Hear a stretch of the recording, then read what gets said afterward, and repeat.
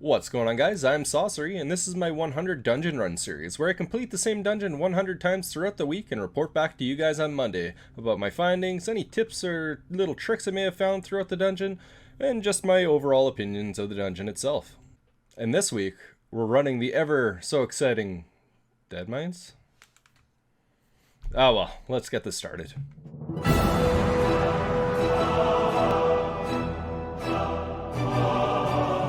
Okay, as always, to start these off, I'm just going to show you guys where the dungeon itself is. So you're going to want to head over to the Westfall zone. Down at the bottom is a little town called Moonbrook, and inside of this barn with this big silo, there is an entrance right here. You're going to have to do a little bit of running here. I'm just going to sprint through it. In a moment here, your map will change from the Westfall map to a Deadmines map. Just a little bit further down here. Okay, it's changed. If you do look on the map on the far left-hand side, we have the instance portal right there. Nothing special about this cave. One thing you do got to watch out for are the Alliance scum, because this is an Alliance zone, and unfortunately I was ganked several times doing my dungeons here as a Horde player.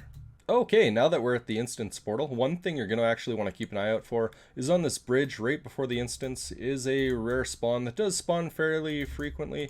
Her name is Marissa DuPage. Killed her several times throughout my 100 runs this week. Didn't ever get anything amazing off of her. Let's check this time.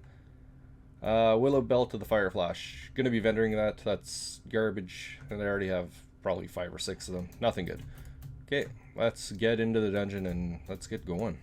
Every week while doing these runs, clearly the goal is to maximize as much profit as I can out of these dungeons. Typically, I am going to be switching around my professions just to do this. This week I did pick up mining because Deadmines, you assume there would be mining nodes in here, and I was not wrong. There is quite a bit of copper in here, lots of tin as well, and the odd silver node. Didn't get too much silver, but I mean a little bit of silver is better than none, right? I'm not going to show you guys where every mining node is in here, as they are quite obvious. They're marked on the map, and there are quite a few of them. So if you're looking to maximize your profits in here, pick up mining. Shouldn't be too big of a deal with the changes to the profession system. If you do drop an older profession, you can relearn it for a small amount. One of the biggest things that I did not like about this dungeon is that once you kill a boss, the doors are gated by a death animation before you can go through them, so it definitely slowed me down quite a bit. And another thing that drove me absolutely crazy about this place were all of the neutral monkeys. They do actually drop loot as well, and you can't just train them with the rest of the monsters. You have to stop and attack every single one of them, and it was probably the thing I hated most about this dungeon. On a plus side was that there are 2 chests in this dungeon that spawn in the exact same spots every time. One is just down here in this hallway. So right close to the start of the dungeon. The other one's a little bit further on, and I'll make sure I show you guys where that is. Like I said, same 2 spots every time, and I did get quite a bit of loot. Alright, and moving on after that chest, we have more doors. Followed by another boss room, with next to nothing for mobs in it, really. Followed by another annoying boss animation before we can go through another door. That one's actually not too bad. The first one just drove me nuts, but I guess I really shouldn't complain too much. This next one though, this one's the one that this pissed me off, I'm not gonna lie. You jump down here, there are 4 reapers or harvesters, whatever they are. You gotta kill all 4 of them. You gotta wait for the boss to spawn. You just stand here. Can't attack yet. It's fucking great design, Blizzard. Finally kill him, and then you can go on. I think I spent half my time just waiting around in this dungeon. Maybe not quite half, exaggerating a little bit, but you know what I mean. So the second chest spot that I was telling you guys is actually just past the 3rd boss here. Just in this little nook off to the side before you get to the dock area. You're going to want to make sure you pick up that, because like I said, did get quite a bit of stuff out of these chests, and a great plus to this is that neither one of the chests are actually locked in this dungeon at all, so you don't need to be a rogue, you don't need to have engineering items or blacksmithing keys to blast them open, so that's just great for us. Right after there, you click this cannon, we'll blast open this door, and then we're on the last section of the dungeon. This next section has a whole lot of birds flying up in the sky. If you don't have a ranged attack that you can spam like the Druid's Moonfire, I would maybe suggest skipping the birds. They didn't drop a whole lot, maybe 5 or 6 greens total in the 100 runs I did. And you're also going to want to watch out for these cannonballs. I don't know how many times I got knocked off the bridge by this one here, and I would end up in the water swimming. Quite often I would just go mindlessly running through here because I did it so many times, and it probably happened once or twice throughout my 10 runs before I got locked out. Once up on the boat, I'd like to sprint right here after I got aggro on the first mob. I would run all the way down to the end. You're going to be wanting to use Bear Tartar for the extra sprint. You'll kill this guy, run back up here, and then continue on. Make sure you get aggro on everything, and we'll be coming up to the boss in just a moment. Make sure you pick it all up, because I do like that you're able to chain this section of the dungeon, sped it up just a little bit. So you have your boss here. You're going to want to hit him with a higher damaging attack to kill him in one shot. Otherwise, something like a Moonfire won't kill him right away, and then you'll phase into this, and it'll cause you to fight things for a few extra seconds.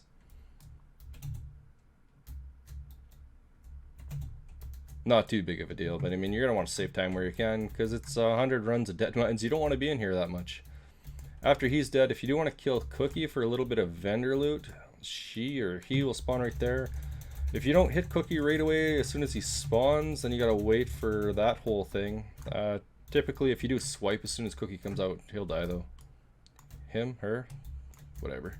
Now that we actually killed the last boss of the dungeon, we're not quite done yet.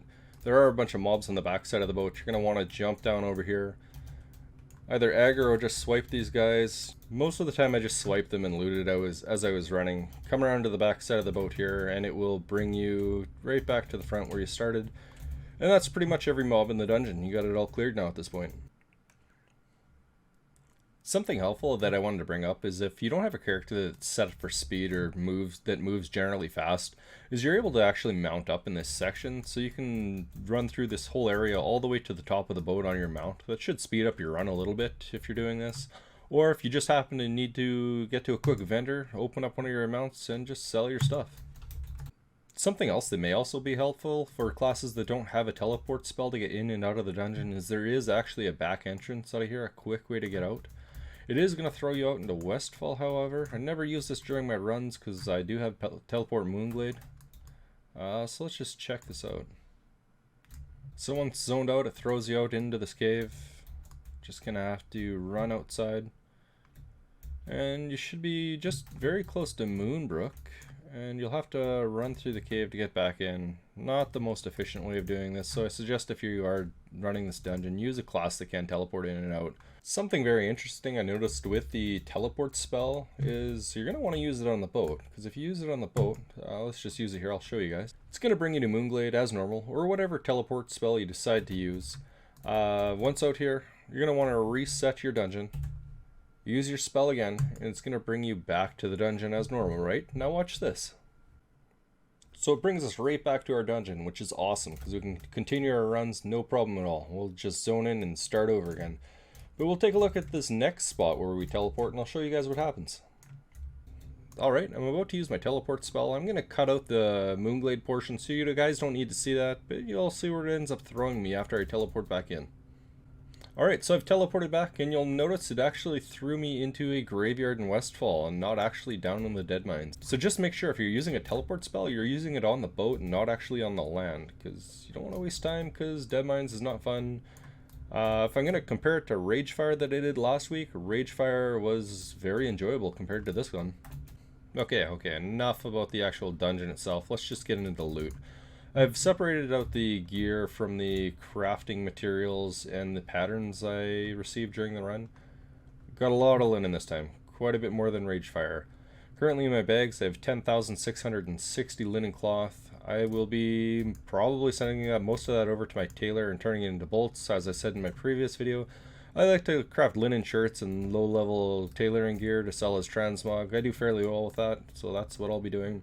Otherwise, you can sell it as a stack. At present time on the Illidan server, it's 20 gold a stack. Not a lot, but it isn't nothing either. At the beginning of this video, I did mention I picked up mining just to increase the profits a little bit. In total for copper ore, looted 755. For tin ore, 828. And silver ore is 49. Not a lot of silver ore, but it is worth quite a bit more than the other two. Besides the ore that I did mine, I also picked up a bunch of different herbs throughout the dungeon off the mobs. 2 different Traveler's Backpacks. Surprisingly enough, they do sell. I haven't had an issue selling a Traveler's Backpack ever. And a bunch of different gems throughout the dungeon. 129 Star Rubies, 126 Aquamarines, and just various other smaller gems. Throughout my runs, I did loot a lot of different recipes for the professions. When I was considering what to keep and what not, anything worth more than 50 gold I kept. I didn't keep any more than 3 copies of the same one. A lot of different ones here though. The best one I probably looted was the stylish blue shirt. It's worth 1500 at this time. And this blacksmithing pattern called Deadly Bronze Poignard. I don't know if I'm pronouncing that right. The minimum buyout is 870 gold. Chances are I'll just send that over to my blacksmith. I'll learn that, craft it, and make more profit selling transmog. So for the total market value of everything that I currently have in my bags at this moment, I do have a TSM macro which will tell us that. At this present time, market value is 35,220 gold. Chances are I'm going to send all of this off to different profession classes and make use of most of this. Some of it may get sold, but we'll see in the future. As far as the transmog gear, I shuffled all of that into these 3 guild tabs. So I'm going to pull that out in a second just after I send all of this off to my other characters. Most of what I kept is now in my bags. The large majority of this stuff is worth between 300 to roughly 500 gold, I'd say. The odd piece here and there may be slightly lower, but it's generally stuff that I do believe will sell. Some of it, like the shield here, is worth 1500 min buyout on my server, but has a really low sell rate. Things like that I'll put a limit post on because I just don't want to be posting it forever. For this large lot of items, it's currently sitting at 61,635 gold for market value. It'll just be one moment, I'll pull up the rest of my stuff, and I'll give you guys a total of everything combined. And for the last batch of loot here, I have 10 Parrot Cage Greenwing Macaw. Throughout the dungeon, I probably looted 50 of them. I only kept 10, just vendored the rest. Wasn't realistic to keep them at all. 5 pairs of Black and Defias leggings, 9 stone mason cloaks, 4 weighted sap maces, a pair of Black and Defias gloves. We have 2 burnt leather vests here and 3 simple blouses. Also, from the chests in the dungeon, I kept 2 quartz rings of the fire flash. Since they were looted from the chests, the character level on the rings didn't scale up, so they're both level 15. They sell fairly well as a twink ring. I've sold a couple of them in the past. For the total market value of the stuff that's in my bag at this present time, we have 143,720 gold. One other thing I didn't mention before I started going over the loot was raw gold from the dungeon. 8,275 gold just from stuff I didn't keep and the vendor trash throughout. For a total of everything combined, we're looking at 248,850 gold. I am very aware some of this may take a long time to sell. A few pieces of it may never sell, but I completely understand that, and I'll just keep reposting and see what I get. I do think at the end of every week I may start doing a mailbox and opening video just to see what kind of gold I am making off of this stuff I'm farming, just in case anybody else is interested. Other than that, this pretty much wraps up this video, guys. Hit that subscribe button and the notification bell if you do want to see more of these videos in the future. As well, my social media links are in the description, Patron, Twitch, all of that's there. But for now, take care. Peace out.